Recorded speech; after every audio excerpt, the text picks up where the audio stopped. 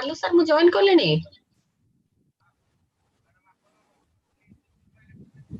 हाँ ज्योतिर्मयी हाँ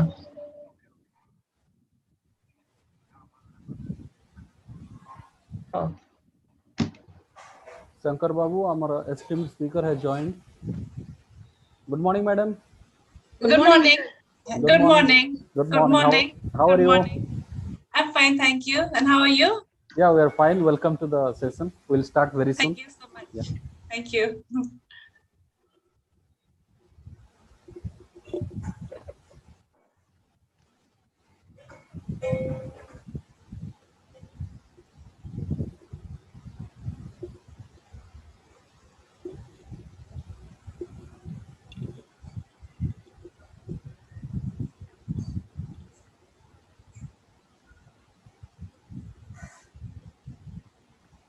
Madam, in fact, I'm Professor Chandi Rath. Hello, sir. Nice Yeah. meeting you in this Actually, webinar. I Hello. joined 1992 in NEHU as a research scholar. Oh, Yeah. 1992. In Okay. department of botany and under Dr. Arvind Kumar Misra. Which department? Botany. Oh, botany. Yeah. Okay. Who was your guide that time? Dr. Arvind Kumar Misra. Dr. Oh, Arvind Misra. okay. Okay.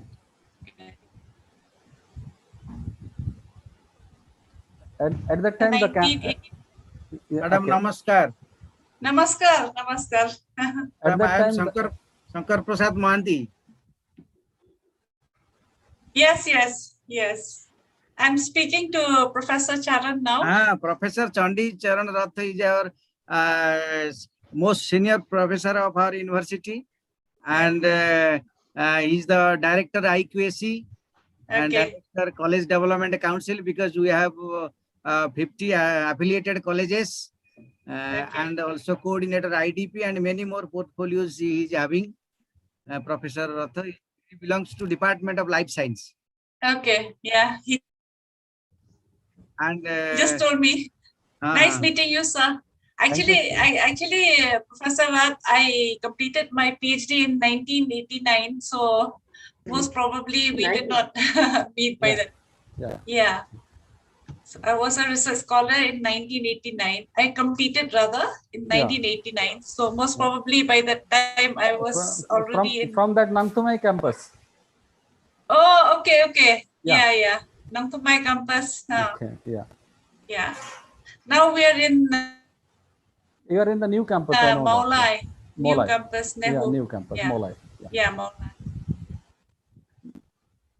Because the library of the Namtwai campus is the palace of Maharaja Purnachandra Dev from Baripada, Odisha. Yes. Yeah, the library of Northeastern Hill University initially, it was the palace of our Baripada Maharaja. Yeah. Madam Namaskar. Namaskar, madam. How are you? Professor Jyotirmay Acharya. I am the chairperson for today technical session. Yeah, I can see. Thank you. I am just introducing all the esteemed dignitaries. Madam will not come, Shankar. Madam will come, but I just talked to Madam. Madam may join at any moment. Okay.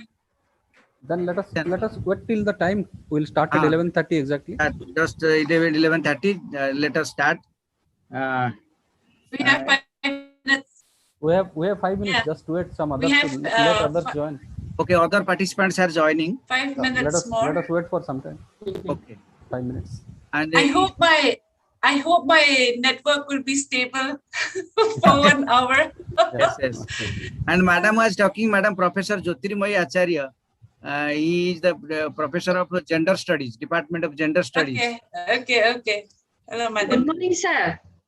Professor Rath and Professor Mohanty. Good morning to all of you. Good morning, madam. Good morning. Actually, we Department of Education, actually it is started in 2018 only. Okay. Because the Ramadevi Women's University is the only women's university in Odisha.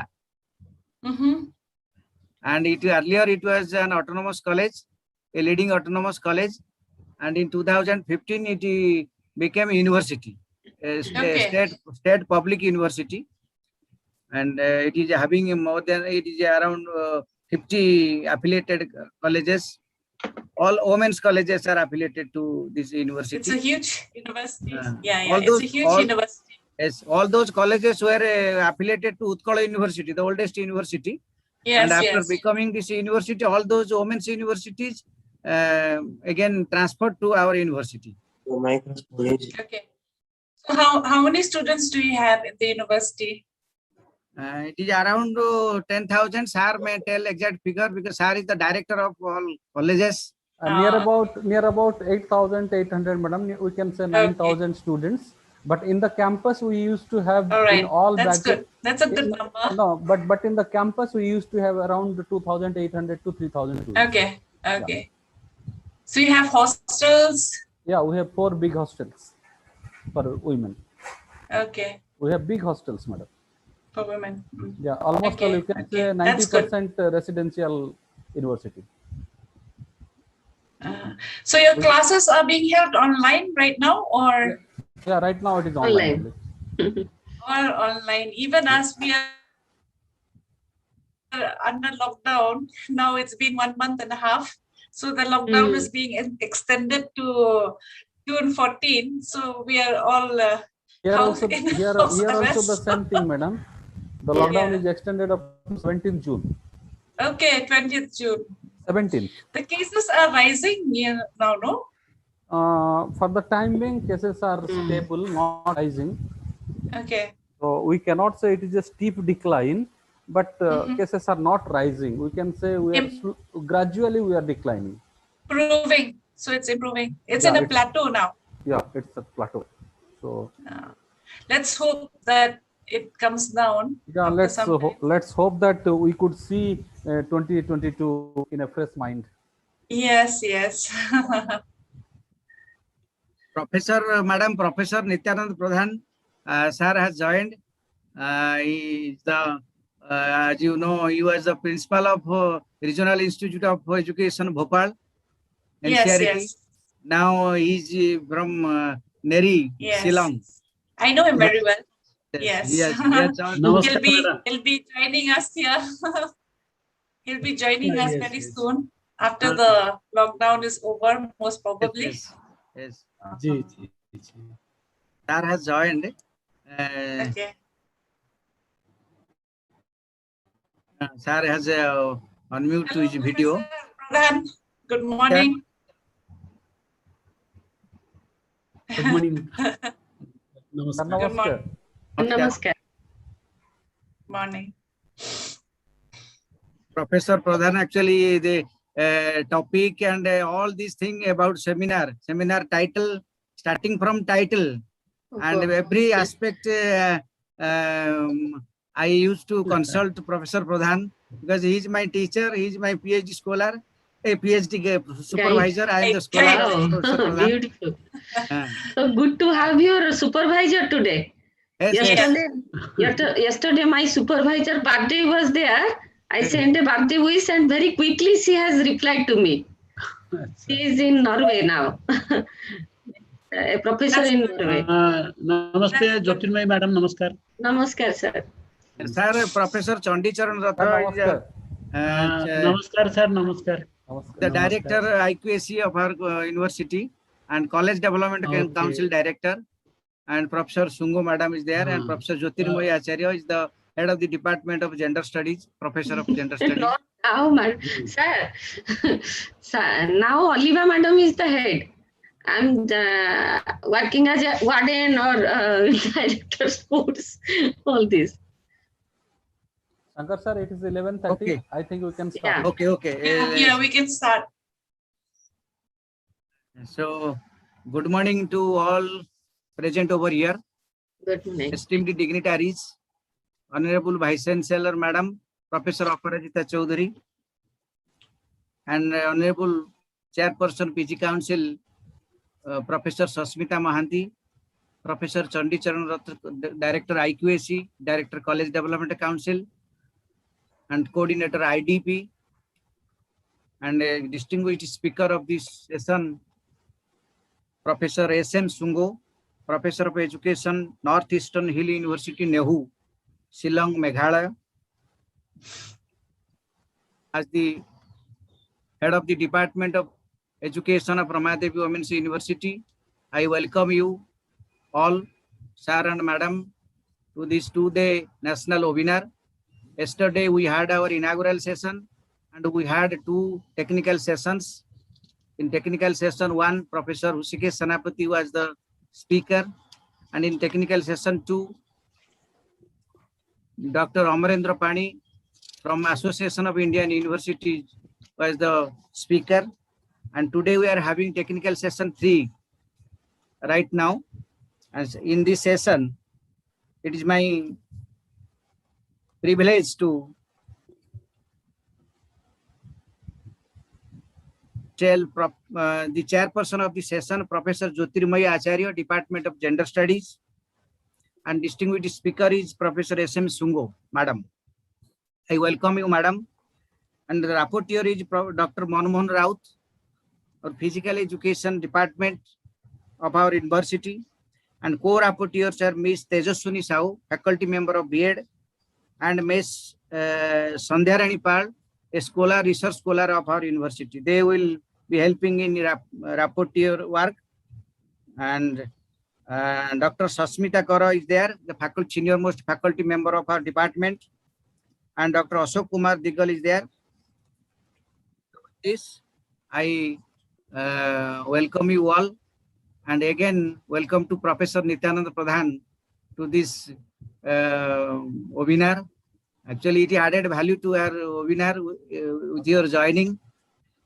With this, I request Professor Acharya to take the session and continue the session.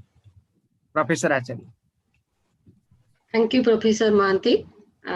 Esteemed Vice Chancellor, Professor Aparajita Chaudhary, Ramadevi Women's University, Chairperson PG Council, Professor Sasmita Mahanti, Registered Madam, invited speaker, Professor S.M. Sungoh, and dear participants, let me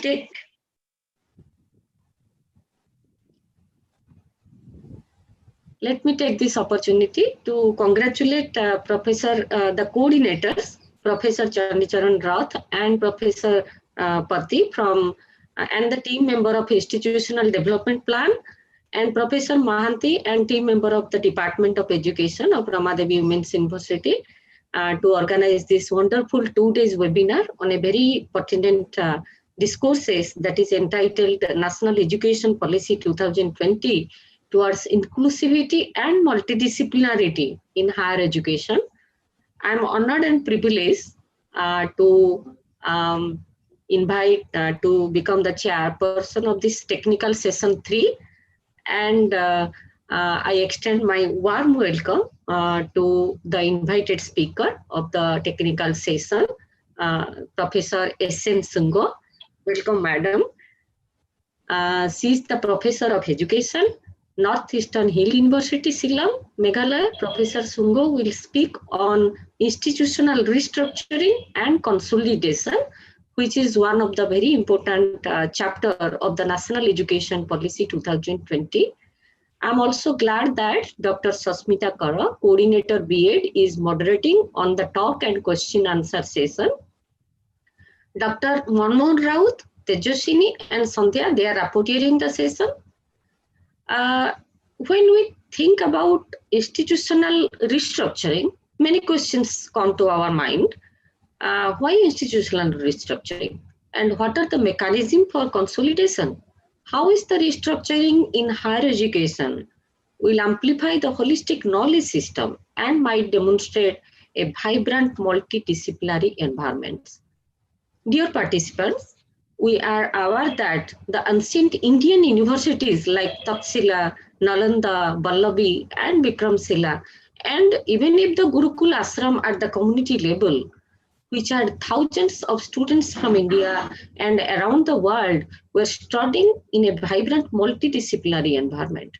The wisdom of knowledge blended with the scholar's experience and exposure to the day-to-day community life and the local worldview.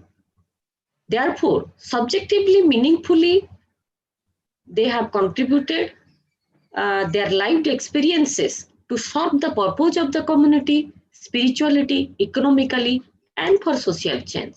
Be it yoga, Ayurveda, spirituality, business with ethics, communal harmony is amply demonstrated that India urgently need to bring back this great Indian tradition to create well-rounded and innovative individuals, and which is already transforming other countries educationally and economically. There is no doubt consolidation, today is the topic on that, in the educational institution would help build vibrant communities of scholars and peers and enable students to become well-rounded across disciplines, including artistic, creative, analytic, and research, and increase resource efficiency. So higher education institution in their development extension can also encourage students to engage in community services and support for school education, and as well as become the hub of open distance learning, lifelong learning, and delivering high quality online courses. So in view of this, we have great privilege to listen to the speaker, Professor S.M. Sungoh, Professor of Education in Technical Session 3. Madam, please, over to you.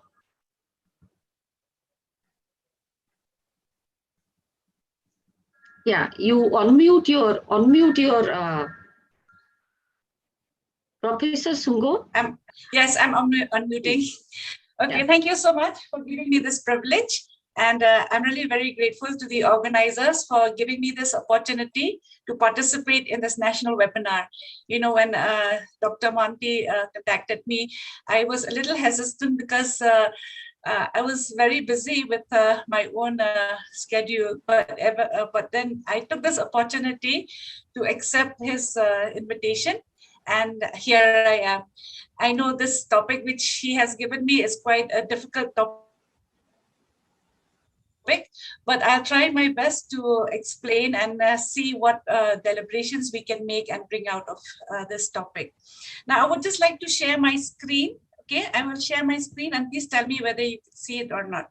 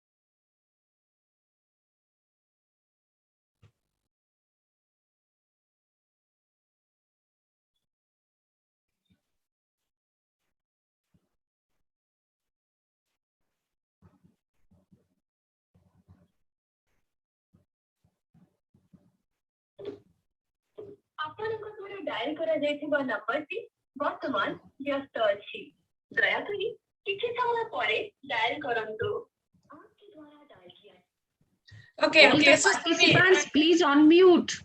All the participants, please mute your. I've on you. Yeah, you can unmute, madam. Okay.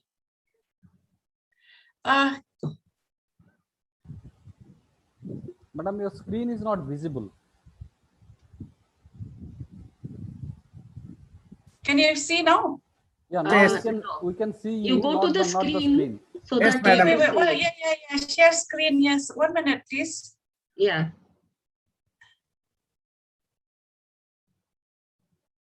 I don't know. I'm having problems with this. Just Madam, their screen go to share presentation and share. Yeah. screen share, and there and if Can you see now? No, it is not possible. you just open the PPT, click there only.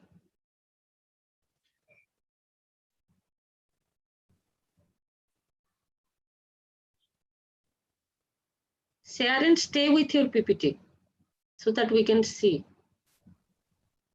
Else, madam can send the PPT to Professor Mahanti and he can share. Yeah. Hello. Yes, madam. Can you see Screen now? share kar. No. No. If you stay with your PPT, you just click and share the PPT and stay there only. Then only we can see. Yeah. 1 minute. I don't know what is wrong with this. Maybe you can close the presentation, again try. I will close the presentation first and try again, okay? Because there is some technical this thing. Okay.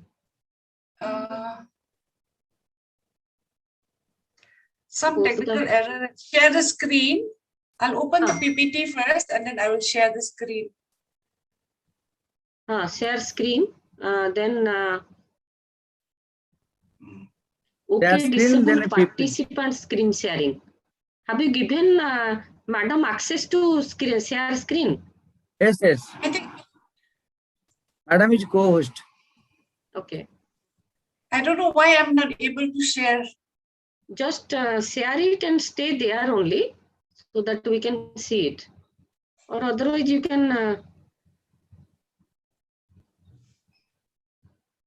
1 minute. One minute.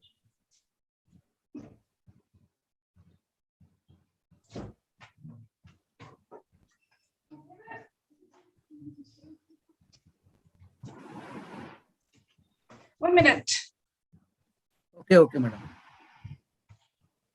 Sharing the screen. Madam, there is a share screen, and you keep open the PowerPoint on your system, then share screen and click on that PowerPoint. It will come. Now I think it is coming. Just stay there. It's coming now. It may come. It will come. It will taking time, but you stay there. Yes. Yes. Yeah, please go ahead. It's coming now. Yeah. Yes, it came. Okay. It's fine. So it's fine, madam. I'm so sorry for this technical snag. No, it's actually my computer. I don't know what is happening to my computer, but anyway, I'm happy that it's working now. So anyway, let me start. Lot of this. Okay. Yeah.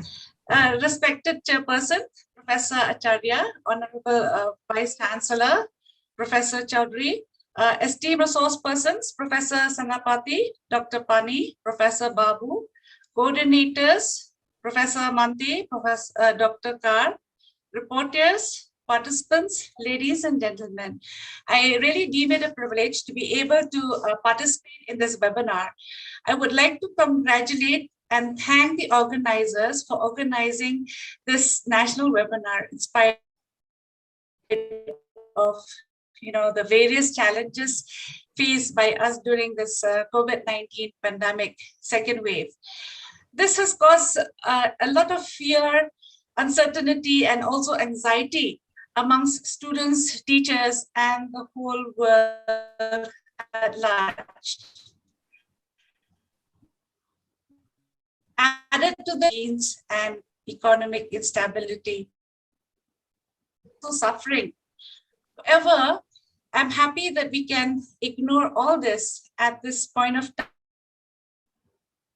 time and turn our minds and to the discourse of this webinar. Now, the Union Cabinet approved a new national education policy, as we all know, on July 29, 2020, after maybe a gap of 35 years, almost 35 years. Now, it is the fourth policy after the independence. And according to the central government, the National Policy 2020 aims to provide an overarching vision and comprehensive framework for both school and higher education across the country. Now, its goal is to transform the education system to meet the needs of the 21st century. So according to the policy, it is a forward-looking vision and is based on constitutional values. And it surmises that restructuring and consolidation of higher education in India is much needed in the changing context of education all over the world, much more in India. So we can see that the government wishes to look at education with a holistic and multidisciplinary approach with optimal learning environment and student support systems. So the implementation of its proposal, on further regulations by both the center and the states. Education is in the current. The policy has also created interest. It advocates increase in the use of technology. And it also provides better teaching and learning methods, better teacher training programs, and also meaningful examination. So essentially, it has given India a new vision for the future. So the policy emphasized on making higher education multidisciplinary and holistic by making the curriculum more flexible, and adapting to times by advocating for increased use of technology. And we can also see that the policy has also opened several entry points and exit points for students within the system. Now, this has also been explained very much in detail by our resource person, Professor Senapati, and also Dr. Pani yesterday. So first, before I begin my talk, I would just like to you to listen to this music, to this.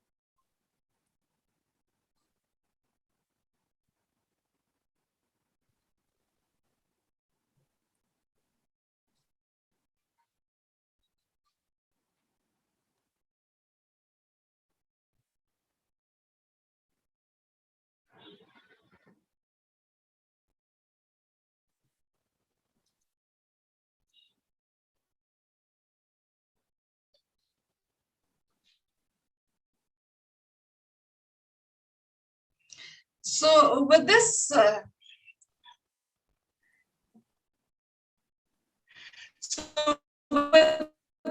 introduction, I'm not going to speak on school education because I think our other speakers have already spoken about it. But now I'm going to go straight into been given on institutional restructuring and consolidation. Here, we can see that higher education plays an important role in growth and development of a country. So the quality education is the essence for holistic development of an individual. Higher education has an immense part to contribute towards a national economy as well. So it is imperative, therefore, that higher education prepares students for a more meaningful, enriching, and satisfying life. And we can see that institutions of higher education or higher learning will definitely help students to reach this goal. So the educational institutions must enable the students to develop various types of knowledge, understanding, and skills to deal with the present challenges in our world today. Now, we can see that the National Education Policy 2020 has envisioned a complete overhaul and re-energizing of the higher education system to overcome these challenges and thereby deliver high quality, higher learning education with equity and inclusion. And we can also see that the NEP 2020 have also used this flexibility approach to make higher education or higher learning more and more liberal to students. Now, the main thrust, as we can see here in the slide of this policy regarding higher education, is to end the fragmentation of higher education by transforming higher education institutions into large multidisciplinary universities, colleges, higher education institution clusters, knowledge hub, each of which will aim to have more than 3,000 students or more. So you can see here in this slide that, you know, if you look at the number of colleges that we are having now, it's around 40, approximately 40,000. And out of these 40,000, 40% of these colleges are running one single program only. And 93% of the colleges in the country falls under the state education system. And we find that in these colleges, there is weak research, lack of funds, lack of competence, inadequate infrastructures, and so on and so forth. So 93% of these colleges still have a lot of problems in relation to these different aspects. So how do we improve and transform the status of these colleges? Now, the status of these colleges are in question now.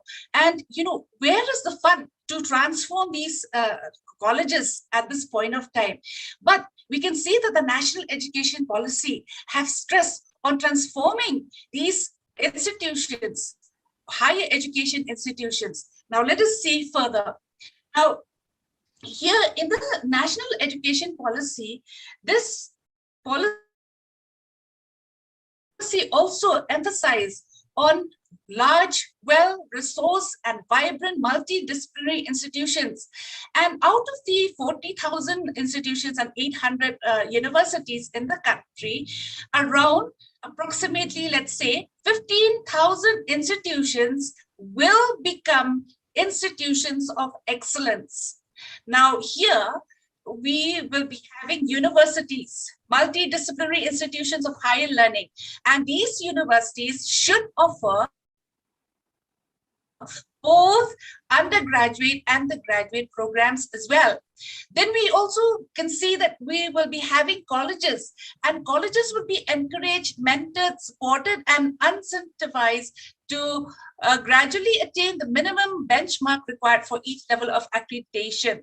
Then we will be also having higher education clusters or knowledge hub, or we can say, you know, we will be having different types of universities where they will be helping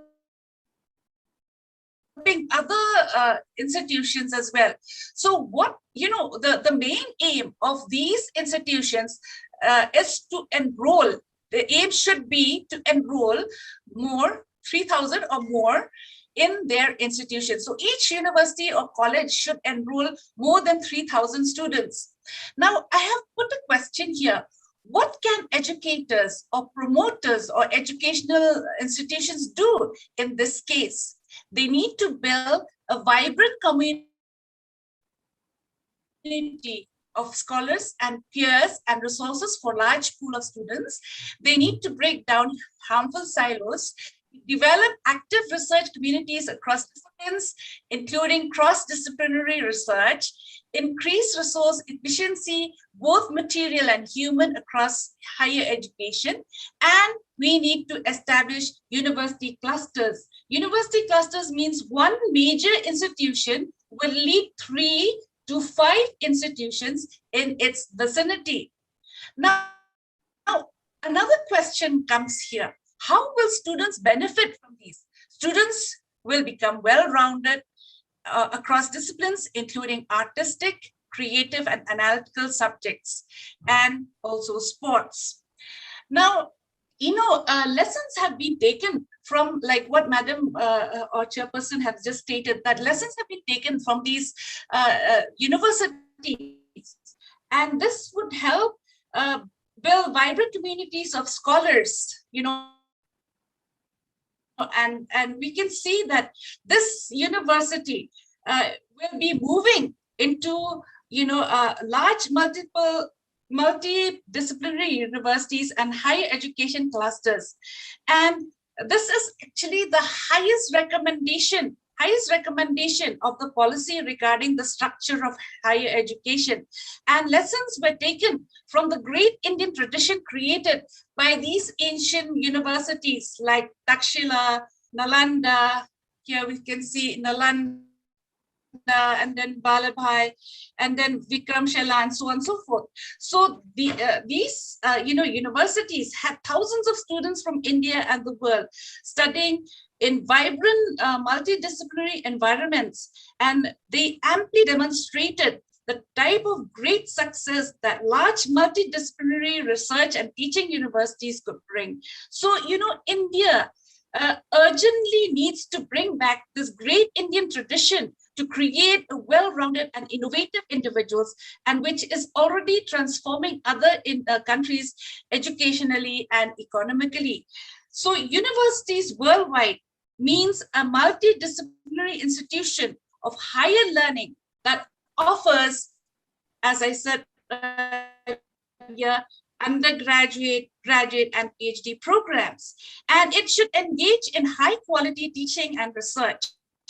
So the present complex nomenclature of higher education institutions in the country, such as deemed to be university or affiliating university or affiliating technical university, unitary university, all these shall be replaced simply by the term university or fulfilling the criteria as per norms. Now, the vision of higher education will require, in particular, a new conceptual perception, understanding of what constitutes a higher education institution, that is a university or a college. So a university, as I said earlier, will mean a multidisciplinary institutions of higher learning that offers all types of programs at the undergraduate level or graduate level. And so the definition of university will thus allow a spectrum of institutions that range from those that place equal emphasis on teaching and learning. And in this slide, you will see that there are 3 types of institutions which the National Education Policy has recommended. Type 1 will focus on research universities. This will be a world-class research and high-quality teaching. So in this type of university, a world-class research and high-quality teaching will be there, and this will be research intensive. Then we have the second type. This is the teaching university, where high quality teaching across disciplines with significant contributions to research. So here, this is teaching intensive. And we also have the third type, which focuses on the autonomous degree granting colleges. And this will be high quality teaching focused on undergraduate education, that is on teaching. Now, what action needs to be taken by the educators or the promoters or education institutions here? Now, first of all, they will have to identify their strengths and decide to evolve into, research universities or teaching universities, eventually becoming eventually become autonomous colleges, which are large multidisciplinary institutions.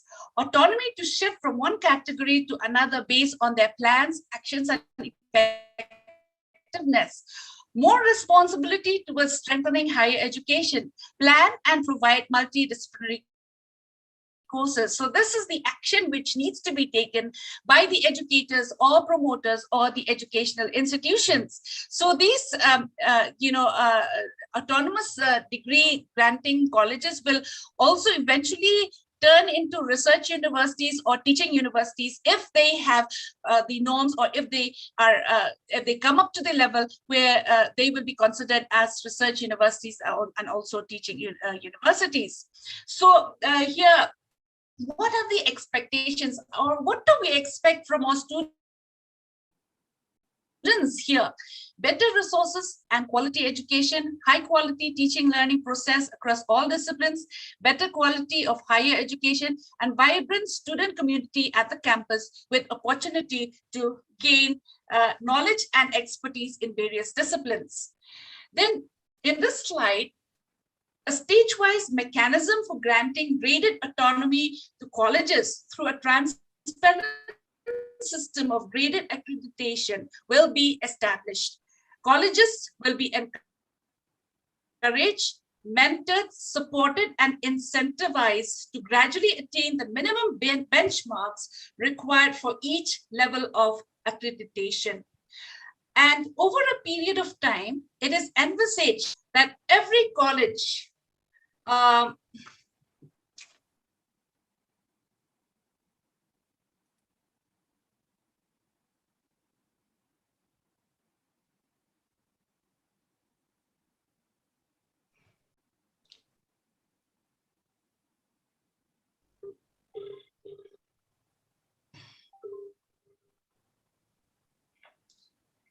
hello, my lights have gone off. What am I to do? It is there. The slides are there. Yes, slides are there. You can still see the slide. Okay, but you cannot hear. Can you hear my voice? Yes, madam. Yes, madam. Carry okay. on. See, my lights are my lights have gone off. So I do not know. Let me try. If you don't hear my voice, you please tell me. Okay. So here we have these colleges, and colleges. What actions will be taken here? The colleges will be encouraged, mentored, supported, and incentivized to gradually attain the minimum benchmarks required for each level of accreditation. So with appropriate accreditation, autonomous degree granting colleges can evolve into research intensive or teaching intensive universities if they so aspire. So this is colleges. All right. Now, in my next slide here, it must be clearly stated that these three broad type institutions are not in any way, in any natural way, a rigid, right, exclusionary categorization, but are along the continuum.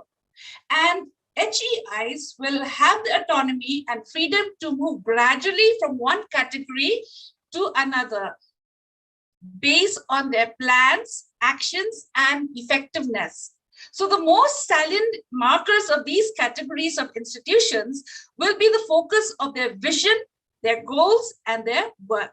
So the accreditation system will develop and use appropriately different and relevant norms across this range of HEIs. So however, the expectations of high quality education and of teaching learning across all HEIs will be the same. So what are this is the expectation that we need to see. High quality, again, I will read, high quality education of teaching learning across all HEIs would be the same, and quality teachers are necessary and required in higher education institutions. Now, when we talk about the multidisciplinary institutions, by the year 2040, before that, in addition to the teaching and research, HEIs will have the autonomy and freedom to move gradually from one category to another, based on their plans, actions, and effectiveness. So the most salient markers of these categories of institutions will be the focus of their vision, their goals, and their work. So the accreditation system will develop and use appropriately different and relevant norms across this range of HEIs. So however, the expectations of high quality education and of teaching learning across all HEIs will be the same. So what are have other crucial responsibilities besides these responsibilities which I've just mentioned, which they will discharge through appropriate resourcing, then incentives and also structures. These include supporting other HEIs in their development, community engagement and service, contribution to various fields of practice, faculty development for the higher education system, and also support to the school education. So what are the expectations here? The government, public, private stakeholders should support other HEIs in their development, community engagement and service, contribution to various fields of practice, faculty development and support to other levels of education. Now, by the year 2040, all higher education institutions shall aim to become multidisciplinary institutions by providing multidisciplinary courses. So here we can see that by 2040, the higher education institution shall aim to have larger student enrollment, that means 3,000 and above. I do not know whether this is possible or not. For optimal use of infrastructure and resources, the aim shall also be for creation of a vibrant multidisciplinary communities with opportunities to gain knowledge and expertise in various disciplines. And the aim shall also be to become multidisciplinary by 2030. So we have around almost about 9 years to accomplish this, achieve this goal, and then gradually increase student strength to the desired level. Now, here, more HEIs. Besides this, more HEIs shall be established and developed in underserved regions or districts to ensure full access, equity, and also inclusion. So there shall be by 2030 at least one large multidisciplinary HEI in or near every district. I think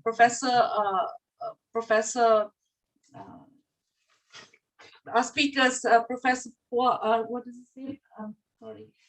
Professor Senapati, and also I think Professor Pani has also been stressing on this.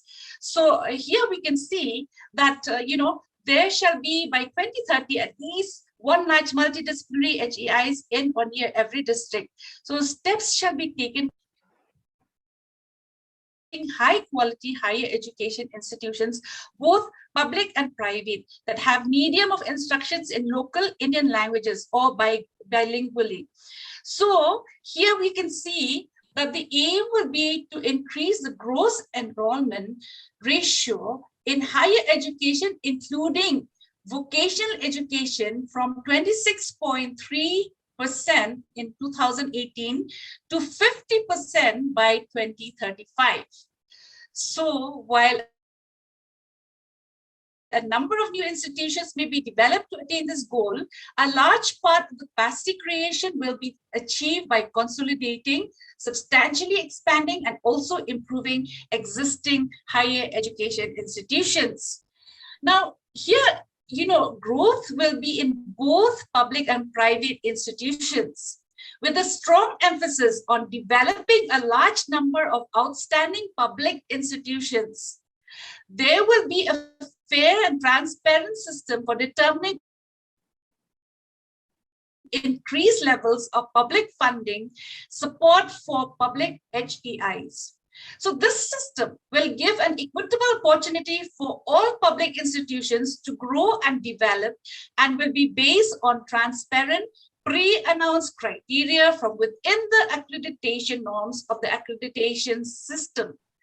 Higher education institutions delivering education of the highest quality as laid down in this policy will be incentivized in expanding their capacity. Now, I'm going to show you a diagram. I just made this diagram to depict the programs of higher education in our country. So here in this diagram, you will be seeing the different programs that the NEP has stressed. Now let us first of all see here for the bachelor's program without research. This is a 3-year duration. And here, there you can see that if the students complete 1 year and if they exit after 1 year, they will be getting a certificate. If they exit after 2 years, they will be getting a diploma. If they exit after 3 years, they will be getting a degree. So this shows the flexibility of our programs, of our degree programs. And there will be, multiple exits and also re-entry. Now for a re-entry, this re-entry will be based on the academic bank credit. We call it the ABC. Here, this is a digital type of a bank where they will be storing the credits which have been attained by a student, whether it's 1 year or 2 years or 3 years. So after this, after the 3-year program, they will be able to go to the next level, that is the master's level, for a 2-year program. So in this 2-year program, there will be a 1-year program of theory and 1 year program of research. So there will be a combination of theory as well as research. So 1 year is given for theory and 1 year is for research work, even in the MA program.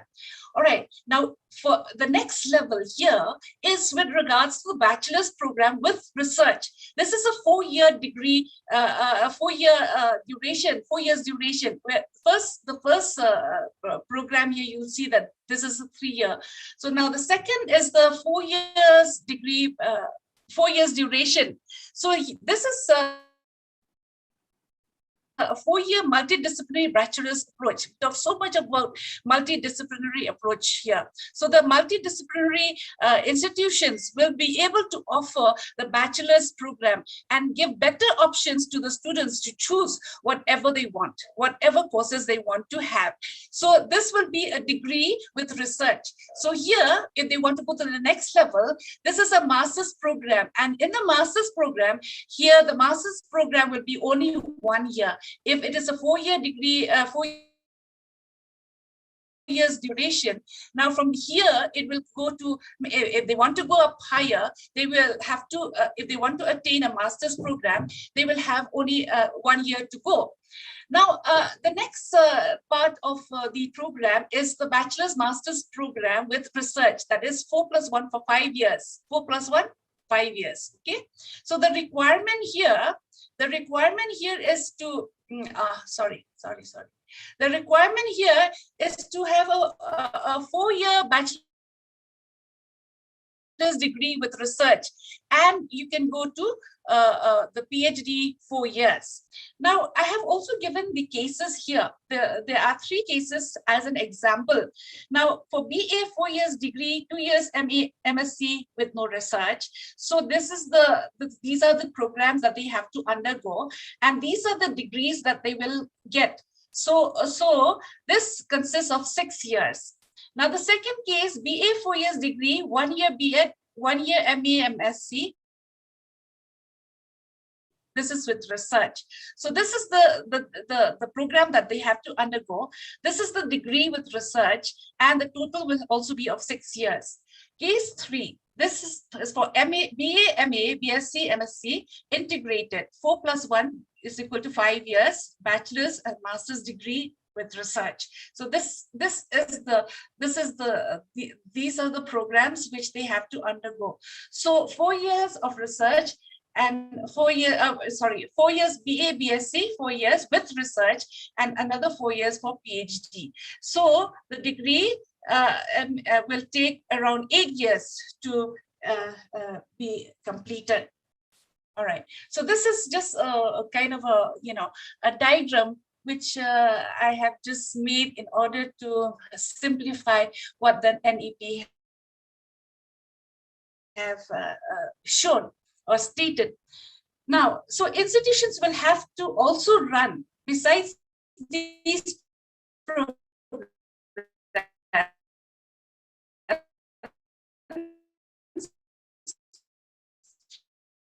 online programs are and provide opportunities for lifelong learning. That means it depends on the SDG 4.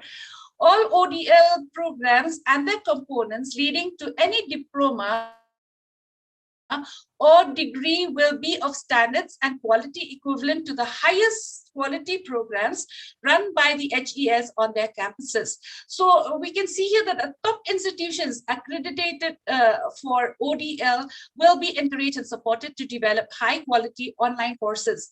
And such quality online courses will be suitable integrated into the curricula of HEIs, and blended mode will be referred to. And we can also see that major students will have the chance to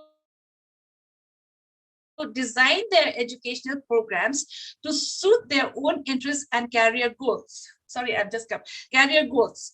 When considering multidisciplinary studies major, it can be helpful to consider the curriculum, application requirements, and career possibilities. So multidisciplinary studies program, can consist of a unique combination of courses chosen by a student based upon her or his specific educational and career interests. So here we can see that students can have the opportunity to pursue these programs at any level, as you can see here in the slide. So they can pursue any program that they wish. And this is one of the advantage of the policy.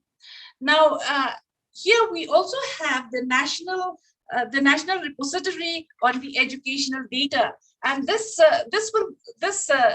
repository will be set up to maintain all records in digital form related to institutions, teachers, and students. Like I said, like you've seen here in this diagram here, the ABC here in this diagram here.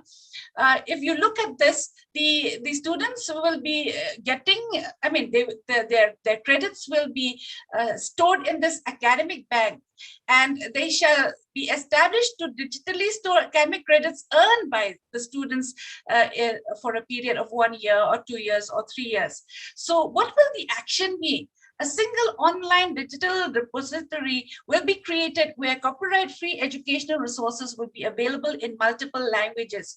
So if a student wishes to go and enroll himself in some other university or in some other colleges, the credit will be seen from the credit which has been stored will be seen by the institution, and they will decide whether the student can go to the next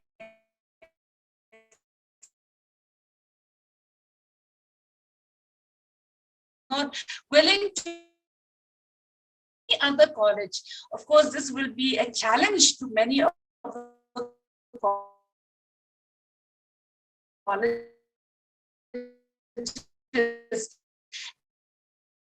from the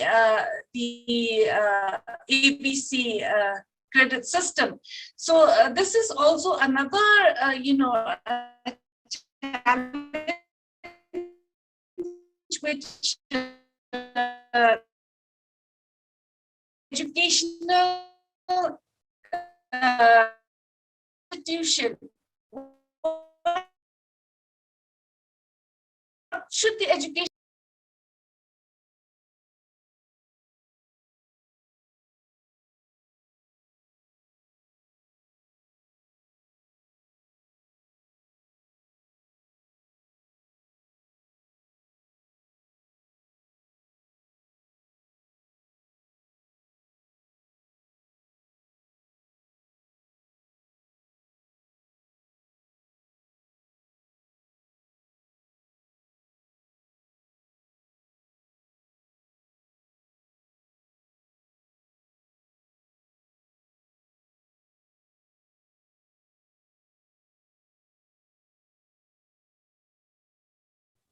Hello, can you still hear me?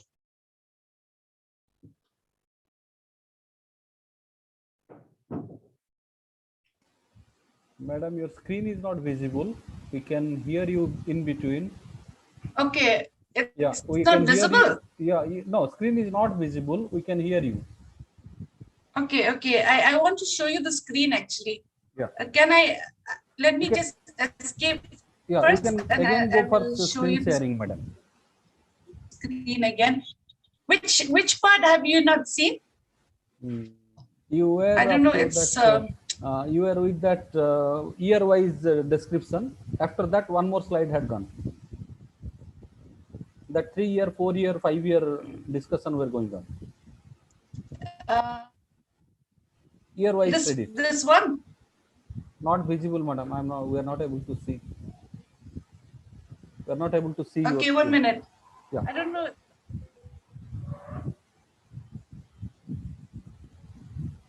Yeah, it's written your connection, your internet. Try again. I'm so sorry. Let me just start again, okay?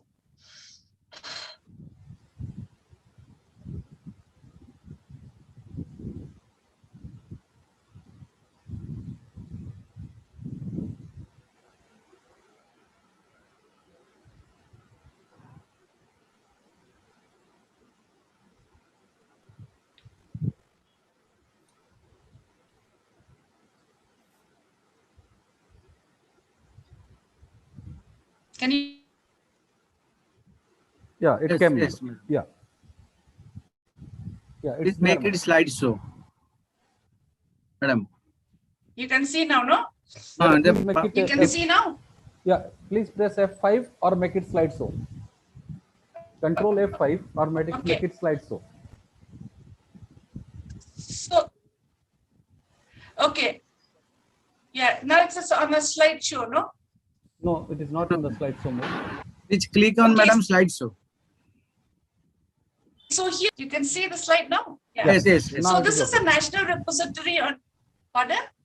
Yeah, okay, madam. So this national repository of educational data. So this will be set up to maintain all records in digital form. All right, and this will, as I said, this record will be related to institution, teachers, and students. So so what is the action which will be taken here?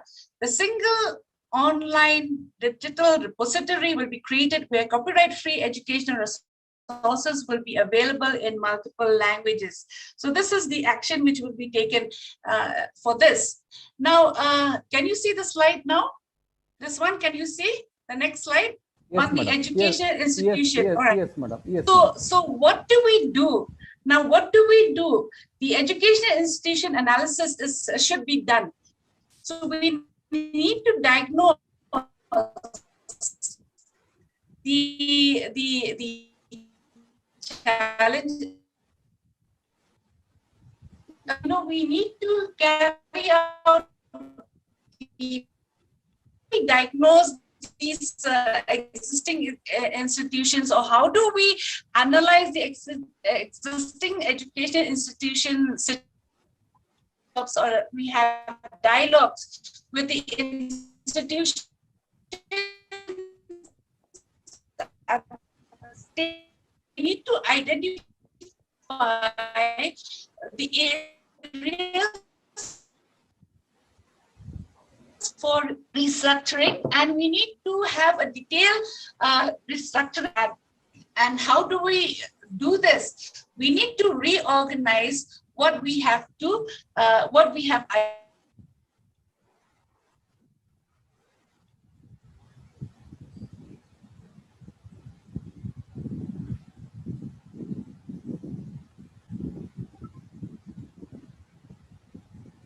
Madam, I think again we lost the connectivity.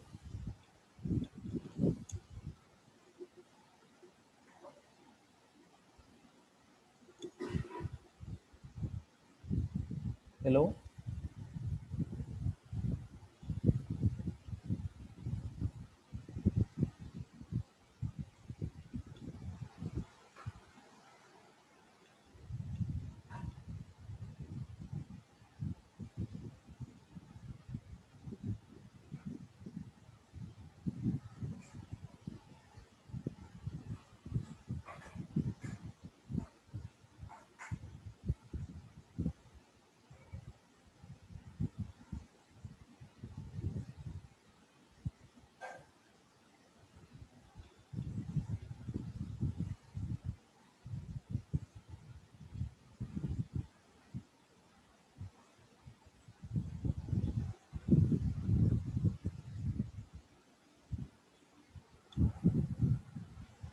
Yeah.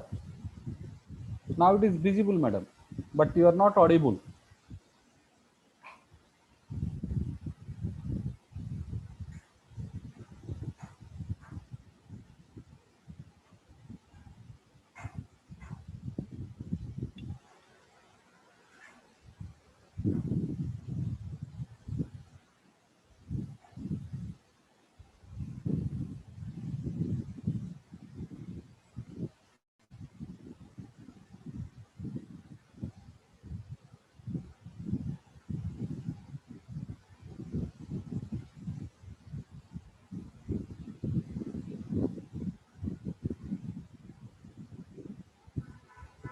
Okay, can you hear me now? Can Yeah. you hear me? Yeah, madam. Yes. Okay. Yes. Yes, ma'am. So I'm so sorry. There's a lot of interruption here. Anyway, it should be an educational institution where we can, what do we have to do in order to be able to solve some of these or overcome some of these challenges? So, each educational institution, the educational institution can diagnose the challenges or the problems of the existing institutions, and then we can also analyze their existing educational institution situation. Now, how do we do this?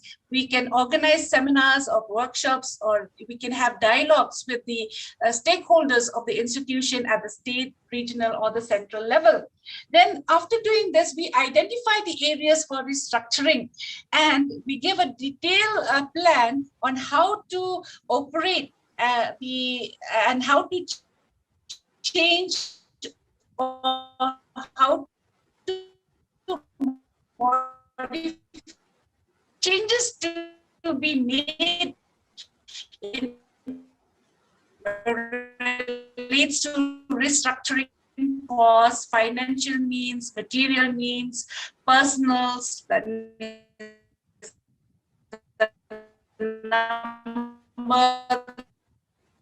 so the activities. So these are some of the changes that can be made in the restructuring.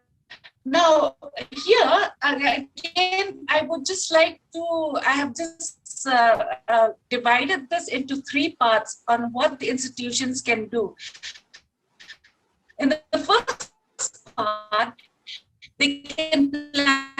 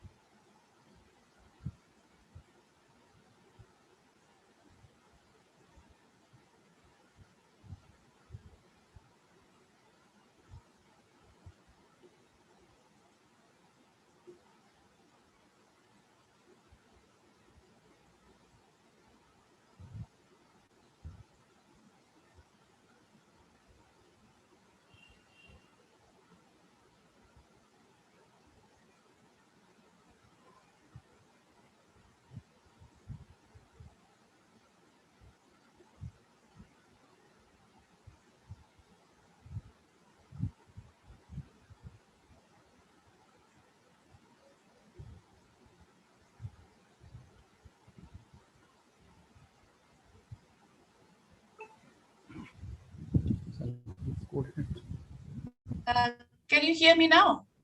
Can you hear? Can you hear me? Yes, madam. Yes, madam. And then can you see the slide now? No, madam. Oh my goodness, how good. This is due to, I think, internet problem, madam. Yeah. Yeah. So due to slow internet, my internet is really fluctuating. I don't know why. Yeah, that's why. I'll share the screen again. Yeah. I will share the screen again. Can you see now? Yeah. Make it slideshow, madam. Okay. Okay.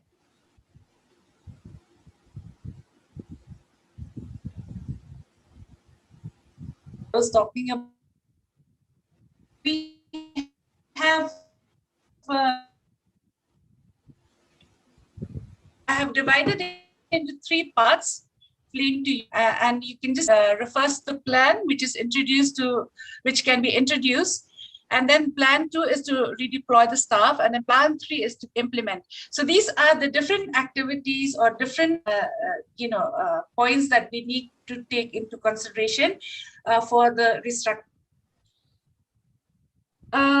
Now we also have the governance and the regulation for higher education. Education institutions will be phased out over time, and all will move towards becoming vibrant multidisciplinary institutions or parts of vibrant multidisciplinary higher education clusters in order to enable and encourage high quality multidisciplinary and cross-disciplinary thinking and research across the fields. So here, higher education institutions will, in particular, add departments across different fields that would strengthen the single stream that they currently serve. Through the attainment of suitable accreditation, all higher education institutions will gradually move towards full autonomy, academic as well as administrative, as you can see here, in order to enable this vibrant culture.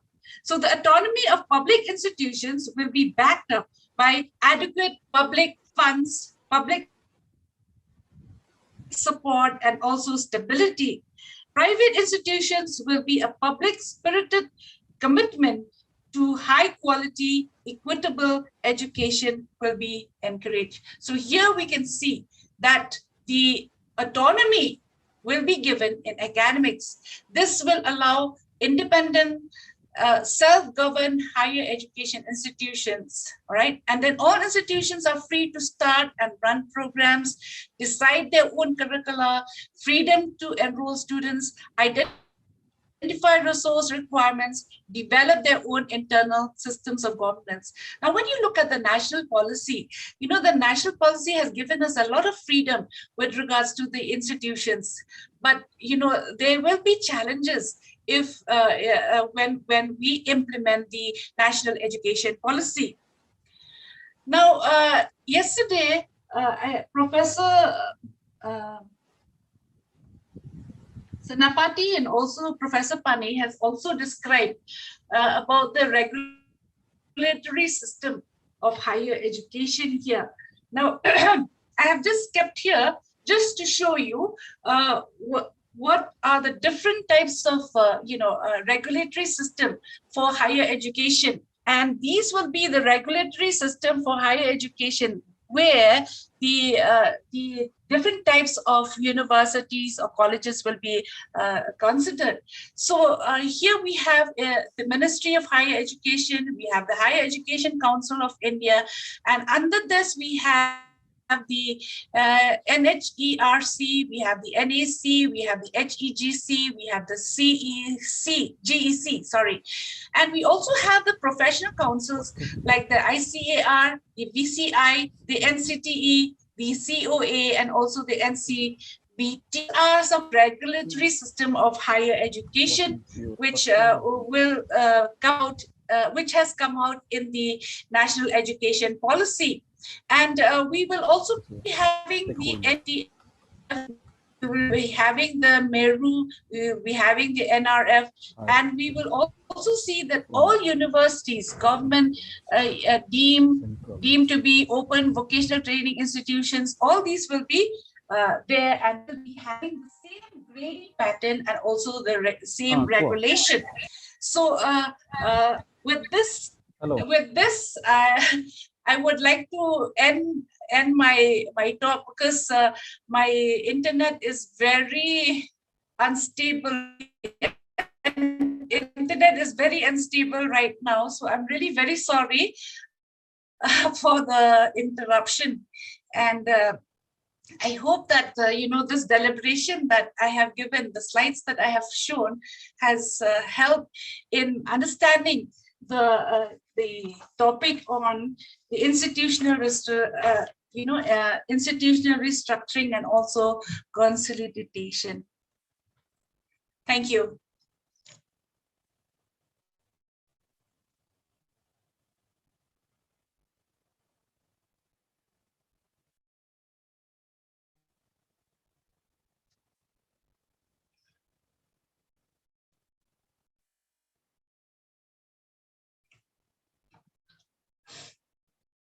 Can you hear me? I have already ended my talk. I do not know whether I've given the conclusion.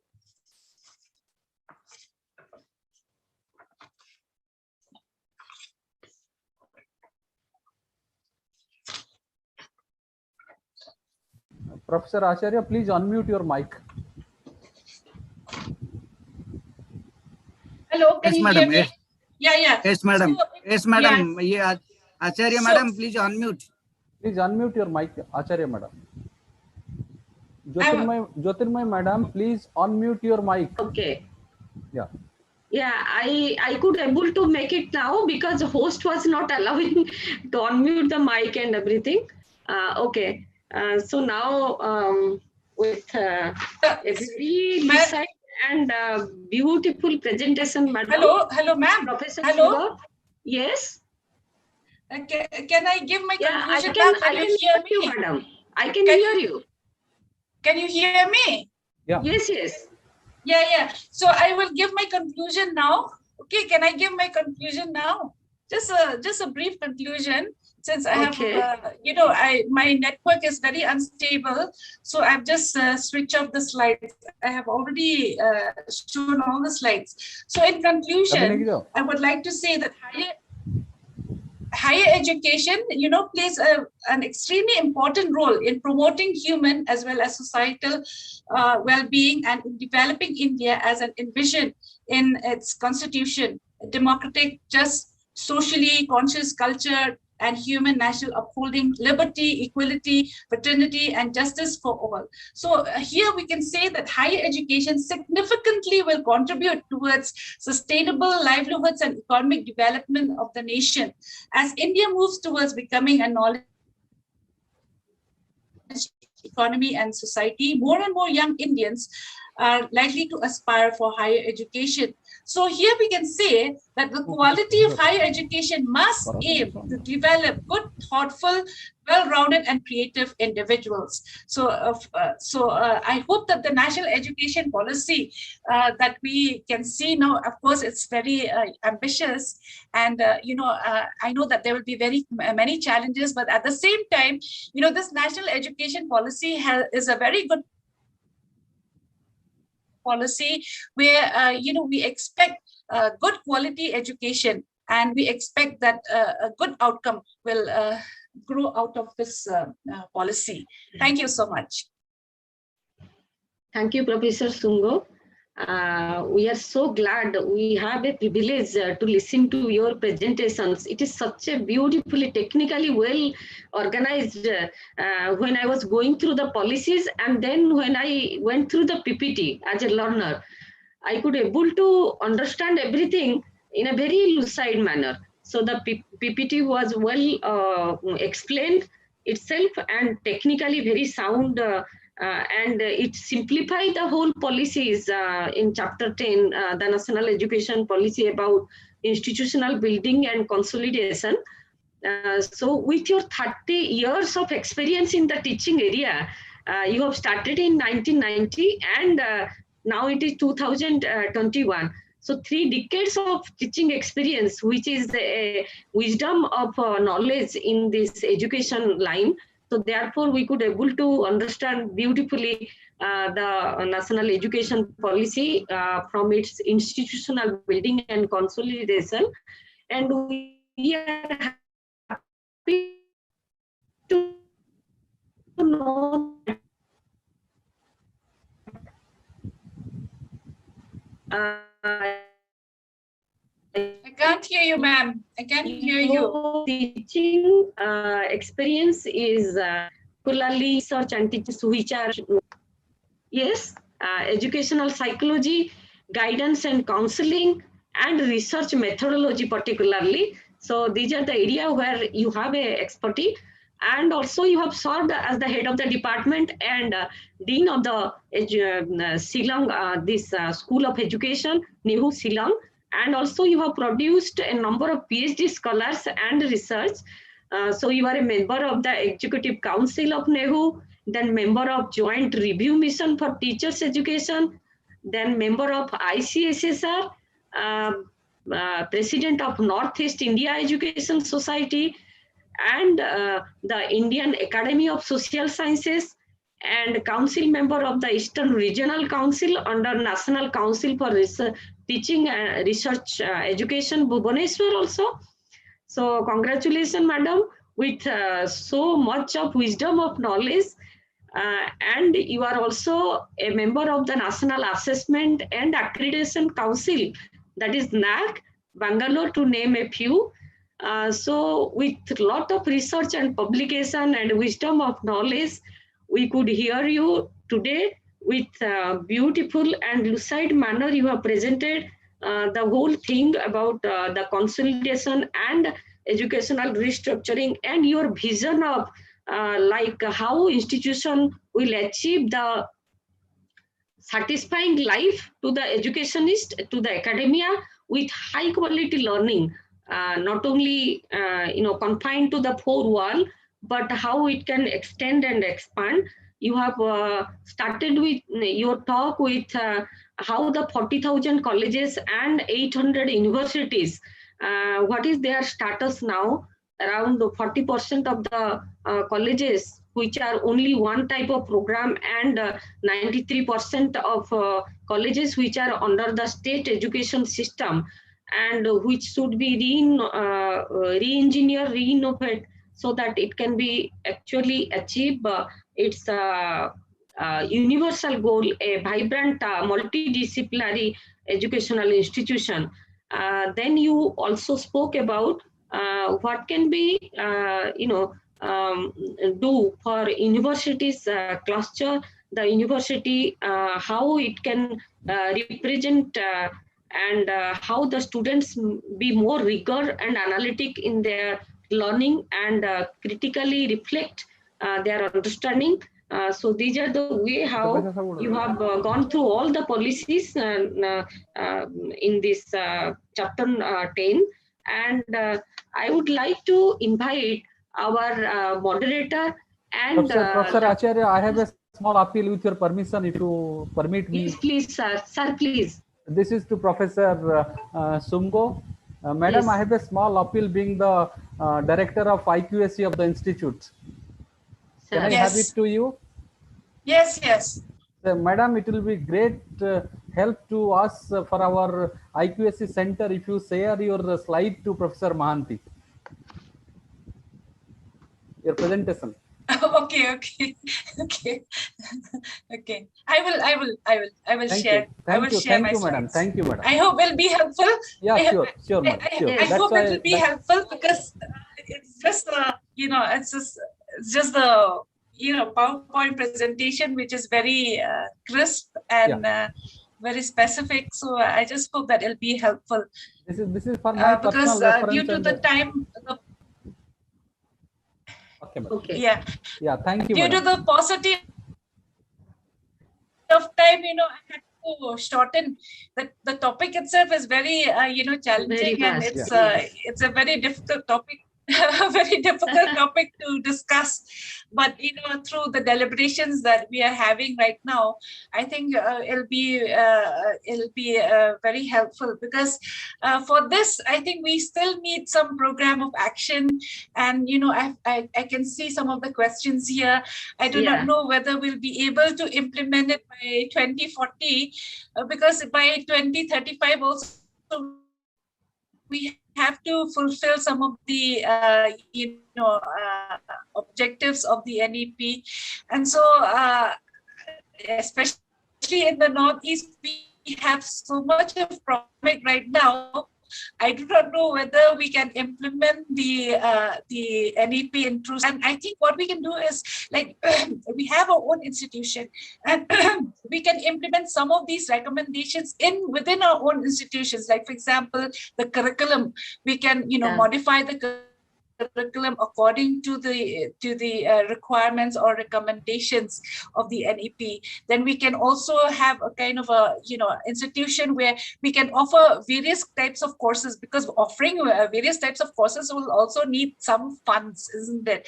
So, you know, there are so many challenges that we are going to face, but I think we can take this stage-wise, step by step, in a small little way. And you know, I think the national education policy also does not expect us to, you know, do everything at one go. So you know, whatever we can in our institution, whatever way we can in our institution, we can implement some of these you know, recommendations, so that, you know, slowly by the year maybe 2040, we will be able to reach at least 50% of what is there in the national education policy. Yeah. Thank you, madam. I've answered the, Thank you, Professor Sungoh. Actually, I would like to invite our Professor, Dr. Sasmita Kara, the Assistant Professor of the Department of Education, to moderate the session, question answer, and talk, and give her views also. Dr. Kara, over to you, madam. We have so many questions, so can you please moderate it? Thank you very much, ma'am. A very good afternoon to one and all. It is really an honor to work as moderator for the technical session on the topic institutional restructuring and consolidation. Professor, sorry to madam, sorry to interfere, madam. Audio, please raise the audio volume. I think it is not clear.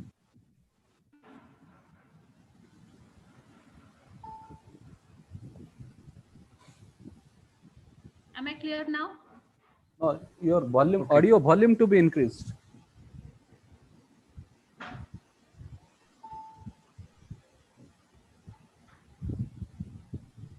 Is it clear now? Yeah. Okay. So a very good afternoon to one and all. It is really my pleasure to work as a moderator for the technical session on institutional restructuring and consolidation. Professor Madam Sungoh has very elaborately discussed the topic and gave a picture of the structure of higher education by 2040. During the course of her discussion, Madam has discussed about 3 types of institutions: research universities, teaching universities, and autonomous degree granting colleges. Madam, there are a number of questions regarding this, and one question I would like to highlight here, that is asked by one student from Athgad, Samir Naik. The question is asked by Samir Naik. He wants to know that, Madam, if the teaching universities are able to provide high quality of research, then what is the need of research universities? Is there any difference between teaching universities and research universities? Please, ma'am. Yeah, there is a difference actually in the research universities. Like a lot of, I mean, the researches, different types of researches will be conducted. High quality research will be conducted in the research universities. Of course, some teaching will be there, but then the quality research will be there in the research universities. Whereas in the teaching university, they will be teaching and also research at the same time. But in the research universities, you know, high quality type of research will be offered, and there will be a kind of a norm where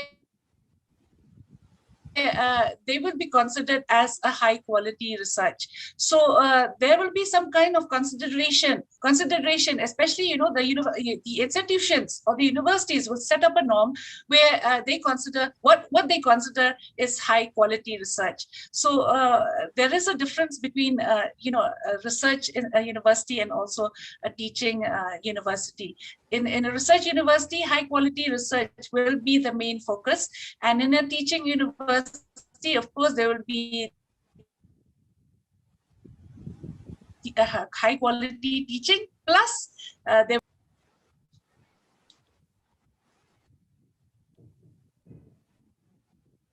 Thank you very much, madam. Hope the speaker has got his answer. Now, NEP 2020 has pointed out that there is lack of resources, lack of infrastructure, and weak resources are there. The research quality of institutions are also weak. Now, there is a question regarding research asked by the student Deblina Ghosh, and she wants to know that whether research should be included as a subject in the curriculum in the secondary stage. Whether in secondary level, research methodology should be included in the curriculum. Secondary stage. Yeah. Secondary stage, that means from 9 to 12. Some kind of project work can be included, so to acquaint the students to schools nowadays. Create a kind of an awareness. Not exactly a research work, but some kind of project work can be introduced in the secondary level, so that they have a feel or an idea on not that type of research which we do in higher education institutions to the students, so that they will understand how to conduct research in the field, or how to use the materials, how to read the references,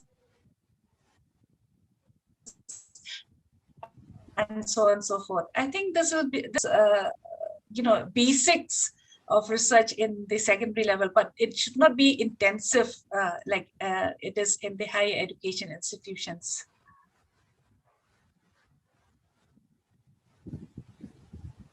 Thank you once again, madam.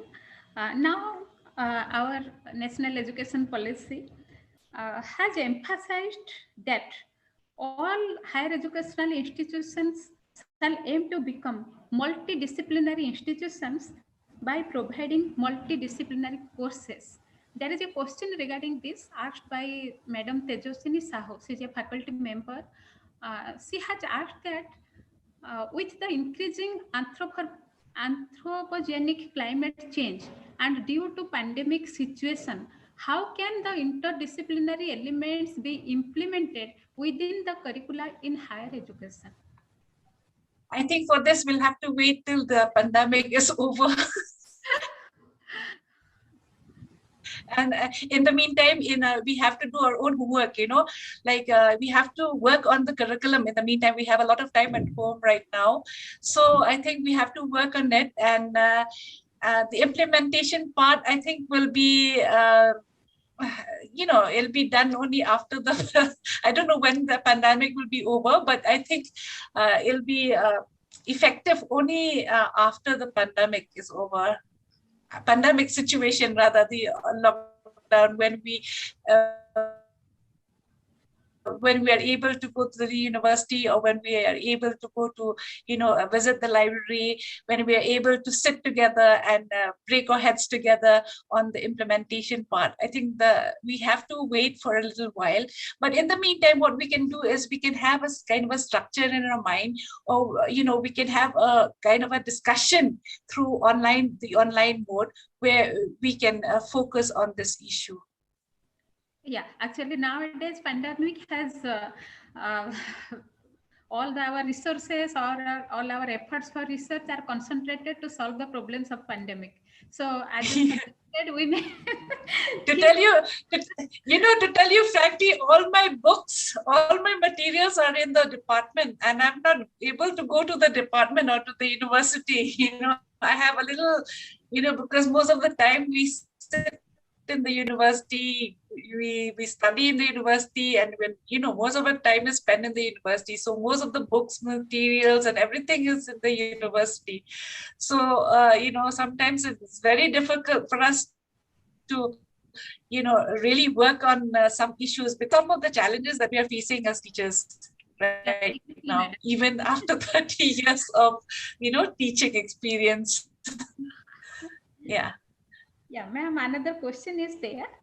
A yes. student wants to know, Vatsarani Mahapatra, she wants to know that there is an exit point. The NEP has planned different exit options with diploma or certified courses, whereas there is no job opportunity at each exit point. So she wants to know whether this is the cause for the increase of unemployment in our country. There is no employment guarantee at each exit point. Madam, your voice is breaking. I can't hear you. Your voice is breaking. Can you repeat the question? Yeah. The question is, NEP has planned different exit options with diplomas or certified courses, whereas it has not planned any job opportunity at each exit point. Am I clear right now, ma'am? Yeah. So she wants to know whether this is the reason for the increasing unemployment in our country. Oh, I'm not so sure about that, because I really don't have an answer for that. Because what I feel is, sometimes I think the National Policy of Education 2020, they have given this recommendation to give opportunity to students who are not able to fend for themselves. Maybe, after 1 year, they might be having some problems, financial problems, or, some kind of problem which they cannot continue for go up to the next level. So I think this is an opportunity for them to be able to exit from that point of time and do what they have to do, after the exit.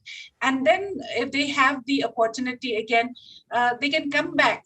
So, sometimes maybe due to financial matters or due to maybe some problems, domestic problems at home, so this depends on the individual problems. So only when the problem arises, then we will know the exact, the exact nature of the exit or the entry point. Thank you very much, madam. Another question is from another faculty member, Aishwarya Swai.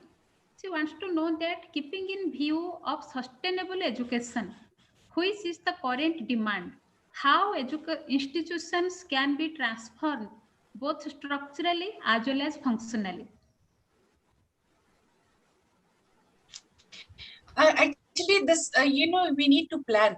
First of all, we need to plan and see what is required by the institution, and what is required by, and what is the,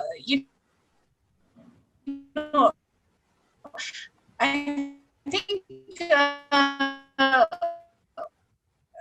this to implement the recommendations of the National Education Policy. Implement easier. So the plan, first of all, you need to identify what you want to restructure in the institution. What do you want to do on the basis of the recommendation?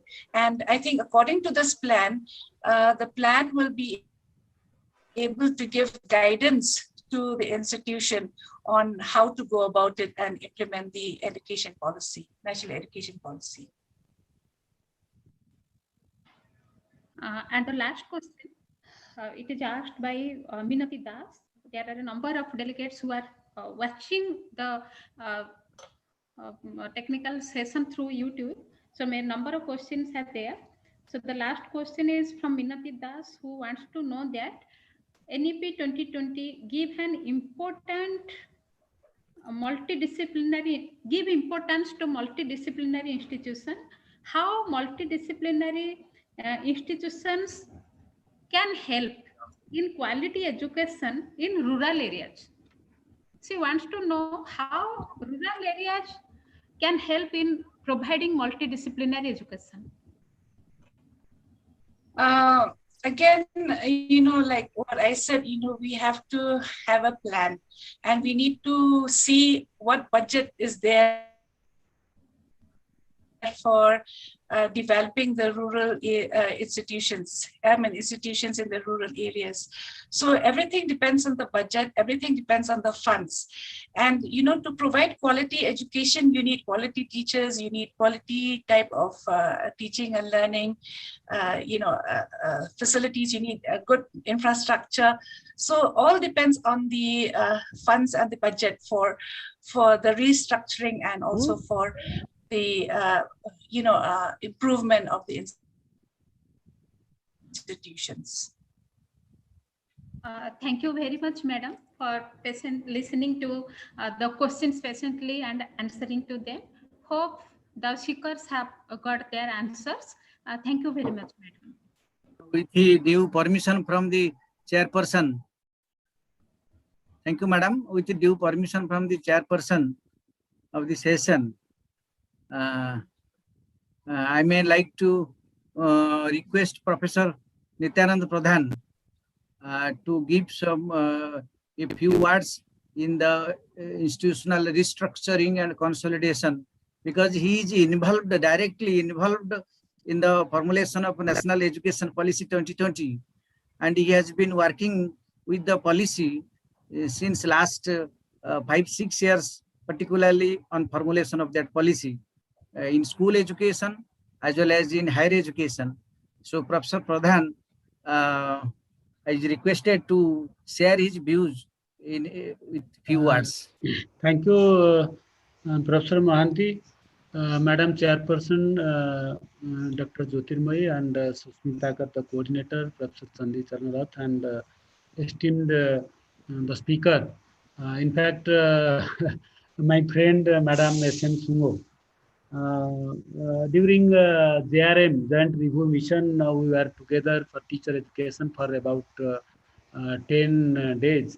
We moved to different places, and I know she's a very eminent speaker and also researcher. So she nicely started with providing the existing scenario of higher education in our country, fragmented higher education of our country, and how he talks about multidisciplinary, large multidisciplinary universities by 2040. And by just some questions also came that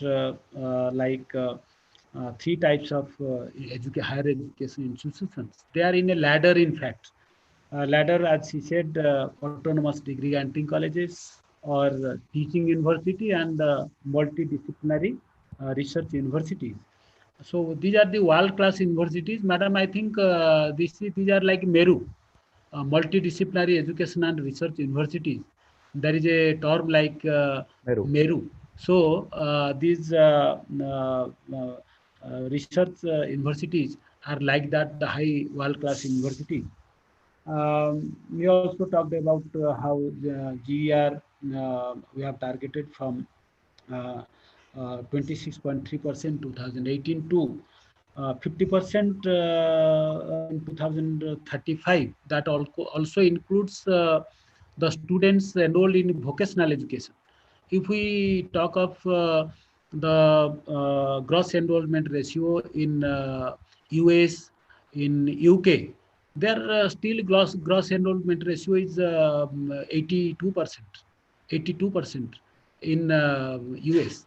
But today, still depending upon our situation, we are fixing 50% by 2035. Regarding multiple exit and entry system, Madam very nicely described about with a diagrammatic presentation that like 3-year degree programs, 4-year degree program, and also master degree program, PhD programs, etc.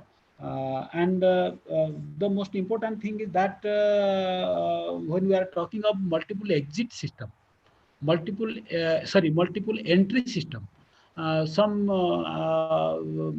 perhaps a participant just asked a question how it will be multiple entry.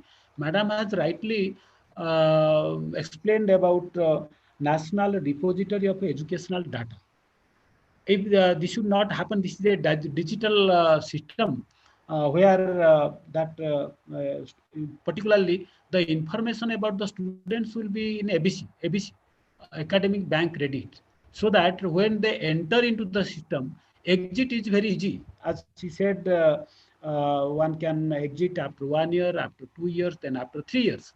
But entry, when question of entry comes, then this National Repository of Educational Data should work, so that when you enter after exiting and discontinue 1 year, then what you have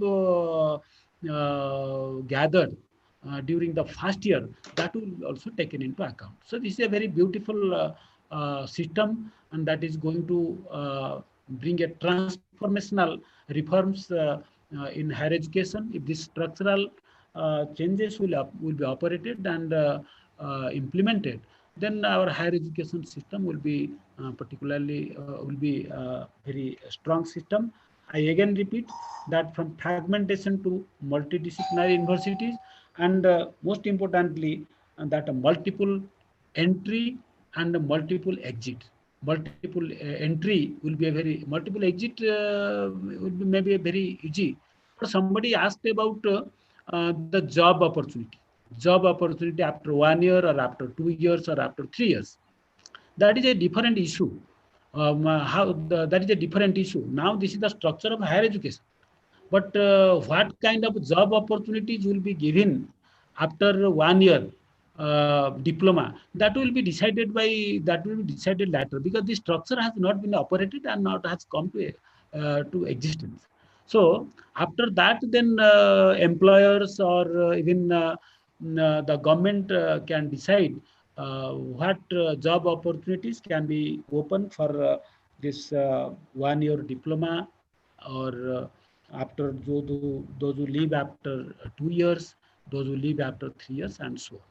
With this, I once again thank all the organizers, the chairperson, coordinator, moderator, and head of the department for giving me this opportunity, and Professor Sungoh for a very nice presentation coming to Odisha. She is very acquainted, of course, with the teacher education in our NCT here. Thank you, Professor Sungoh, for listening, and all the participants. Thank you. Thank you, sir. Sir, for your nice talk regarding the real focus of NEP 2020. What exactly NEP 2020 will happen, and that you told. And now, Professor Acharya. Thank you, sir. Thank you. Thank you, Professor Nityanand, sir, for giving us your insight to this NEP institutional restructuring and consolidation. And you are also looking forward for a very transformative and quality universities restructuring. Thank you for all the inputs and insights and appreciation also. So let me thanks to Dr. Sasmita Kara. She is the assistant professor and coordinator of B.Ed, and also was moderating the question answer session, and also consolidated the speech by Professor Sungoh now. So thank you, Dr. Sasmita Kara, for all your beautiful way you have taken all the question answers and discussion forward. And now we'll come to the end of the session, this morning technical session.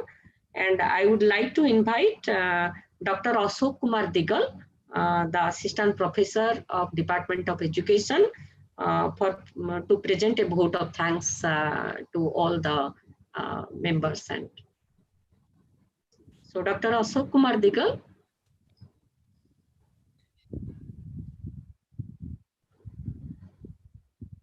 आपण कहवा आरंभ करंतु आगो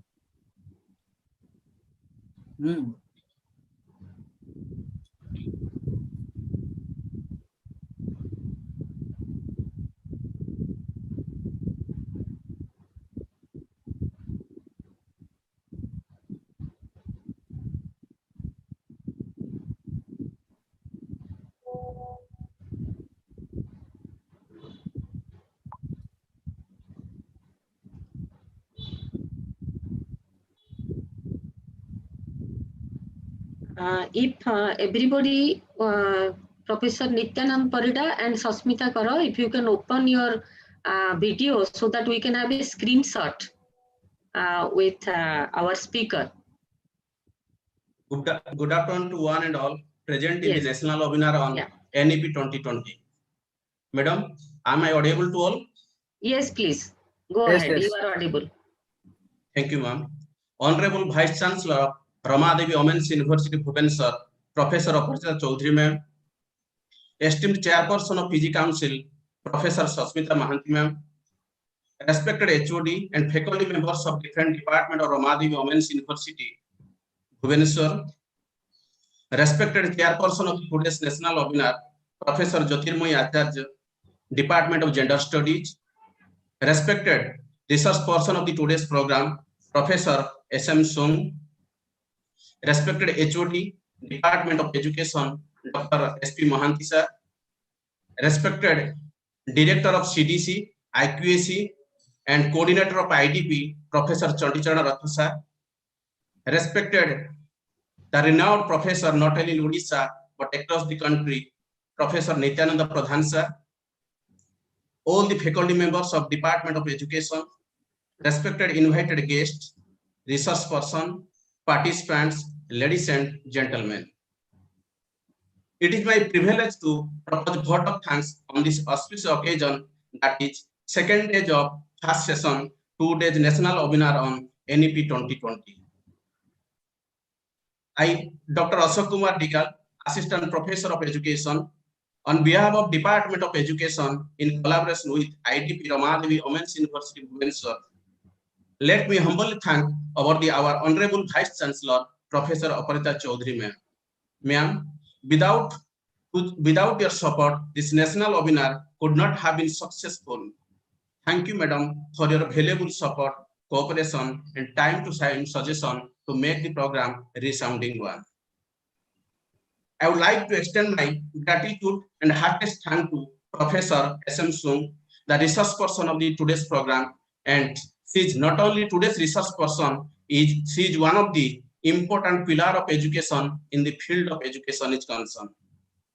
Madam, you spared your precious time from your busy schedule to grace this national webinar and enlightened us with innovative ideas, thought-provoking insight, creative skill, inspiring and motivational words.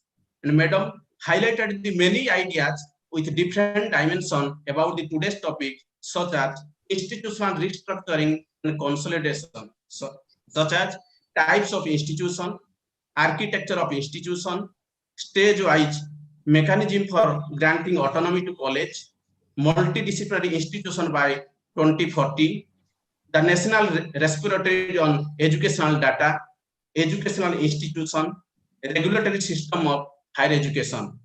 Madam, we are really thankful because during your presentation, the way you present the topic from bottom to top and top to bottom, it was really systematic, interesting, informative, and excellent presentation one. And I hope and believe you definitely extend your cooperation in coming days also. Thank you, madam. Now, I would like to extend my gratitude and heartfelt thanks to Director of CDC and Coordinator of IDP, Professor Chandicharan Ratha sir. Sir, from pre-planning to till now, Professor Ratha, in spite of his busy and hectic schedule, he keep our request and not only grace the occasion, but the way he encouraged us and suggest time to time in order to make the program a grand success. Thank you, Ratha sir. Now, I would like to extend my gratitude, the most sincere and lovable person of our university, the senior most faculty members of the Ramadevi Women's University, and she is the chairperson of the today's program, Professor Jyotirmoyi Acharya Madam. Madam, we are really thankful for your systematic management of technical session in order to make the program resounding and successful one. Thank you, ma'am. And now I would like to extend my gratitude and sincere thanks to Dr. Sasmita Kara for her outstanding and systematic moderation skill during the technical session and make the technical session lively and resounding one. Now I would like to request, give a sincere thanks and gratitude to our HOD sir, because today the program is going to a successful one because the able leadership quality of our beloved HOD sir, Dr. Shankar Prasad Mohanty. Sir, we are really fortunate enough because of your suggestion, guidance, and time to time motivation in order to make the program successful one. Now, I would like to express my sincere thanks to Dr. Manmohan Rao, rapporteur of the today's program, Tejaswini Sahu, Sandhyarani Pal, co-rapporteur of the today's program, to act as a bridge between moderator and participant to preparing the document for grand success of the National Webinar on NEP 2020. Last but not least, the event would not have been successful without the participation of wonderful participants. So, I extend my gratitude and heartfelt thanks to all the participants, ladies and gentlemen, for their active participation and good interaction during the technical session. And once again, I extend my gratitude and heartfelt thanks to the most senior faculty of this seminar program, and he is Professor Nityananda Pradhan sir. As our HOD sir told us, he not only have plenty of theoretical and practical knowledge on NEP 2020, because he has already involved in NEP 2020 regarding its formulation of structure, objective, and execution from top to bottom level since last 5 years. We definitely have plenty of theoretical and practical knowledge, and within a short span of time, the way he highlighted the many issues about the NEP 2020, it was really relevant to the today's national seminar on NEP 2020. Sir, we are really thankful for your beautiful words within a short period of time. So once again, I extend my gratitude and heartfelt thanks to all the invited guests, resource person, chairperson, HOD, and participants, scholar, teacher, educator, ladies and gentlemen, for your active participation and cooperation to make the program successful one. Thank you, Bande Utkala Janani. Thank you so very much, Dr. Ashok Kumar Digal, for a very systematic vote of thanks to all of you. A huge round of applause here online to Professor S.M. Sungoh for a very beautiful insight and beautiful PPT presentation and fantastic PPT presentation. And we are fan of your PPT and the whole simplified way you have presented everything. So thank you to all the members, the IDP coordinators and Department of Education coordinator and team, and Sasmita Mohanty, Sasmita Kara for beautifully organize the question answer session and manage this moderating and everything. And last but not the least, our supervisor, you are the supervisor of Professor Mohanty, so you are our guide and supervisor also. So thank you, Professor Nityananda Pradhan, for this is your brainchild, what I learned. Thank you, everybody. So now the session is over, I think. Yes, thank you all. Thank you. One more announcement. That is, with this platform, we had 100 participants, and in YouTube, we found more than 180. Wow, put together, around 200 participants were viewing your presentation, madam. So thank you, Professor S.M. Sungoh, madam, for giving time to Ramadevi Women's University. On behalf of the Department of Education, I am thankful to Professor Chandi Charan Ratha, Professor Jyotirmoyi Acharya, Professor Sasmita Kara, Professor my teacher, my mentor, Professor Nitan Pradhan. Thank you, everyone. So with this, we are coming to end of the session. Again, we are going to be assembled at 3 o'clock. So till then, goodbye. Thank you. Have a nice day. Stay safe. All the best. Thank you. Thank you. Okay. Bye, everybody. Bye. Bye. Bye bye. Bye bye, madam. See you sometimes physically also in our university. Madam, you will be visiting to our university when normalcy will be there.